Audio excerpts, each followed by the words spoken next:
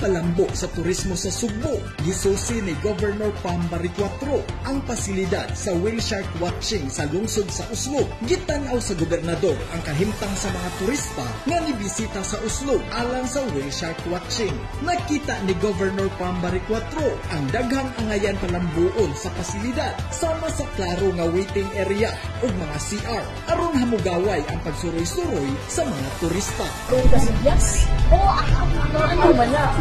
Ang whale shark watching sa Oslo usa sa mga tourist attraction sa Subo nga nakadali og daghang langyaw nga turista tungod sa presensya sa mga butanding sa ilang kadagatan.